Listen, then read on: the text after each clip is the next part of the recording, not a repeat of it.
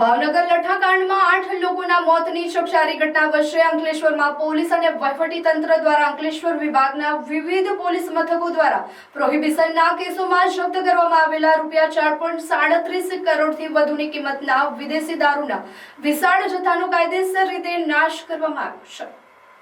અંકલેશ્વર વિભાગના 5 police station વિસ્તારમાં નોંધાયેલા કુલ 140 ગુનાઓ હેઠળ ₹4.37 લાખથી વધુનો મુદ્દામાલ જપ્ત કરાયો હતો।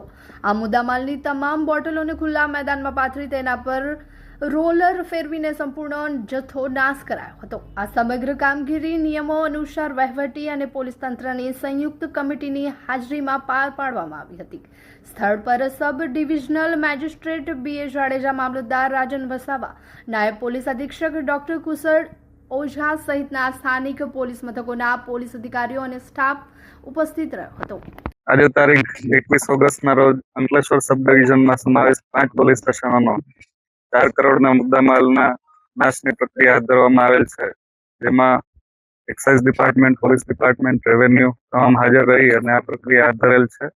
આજરોજ અંકલેશ્વર ડિવિઝનના 5 પોલીસ સ્ટેશન, અંકલેશ્વર શહેર A division, B division, rural police station, Pandoli તેમજ હાંસોદ પોલીસ સ્ટેશનના પ્રોહિબિશનના જે મુદ્દામાલ છે, કુલ 140 ગુનાનો મુદ્દામાલ, કુલ 1,230 બોટલો અને કુલ કિંમત ₹4,37,36,448 મુદ્દામાલનો નાશનો કાર્યક્રમ અત્યારે રાખેલ છે। જે માનનીય પ્રાંત અધિકારી સાહેબ, ડીવાયએસપી સાહેબ શ્રી અંકલેશ્વર ડિવિઝન તેમજ મામલતદાર શ્રી અંકલેશ્વર અને ભાવિન ચોલેરા સાહેબ પ્રોહિબિશન અધિક્ષક ની હાજરીમાં તમામ પોલીસ સ્ટેશનના પોલીસ ઇન્સ્પેક્ટરો શ્રીની હાજરીમાં આ મુદ્દામાલ નાશનો કાર્યક્રમ એ રાખવામાં આવેલ છે અને કુલ આ ₹4,37,36,000નો મુદ્દામાલ છે એ આજે નાશ કરવાની કાર્યવાહી હાથ ધરેલ છે।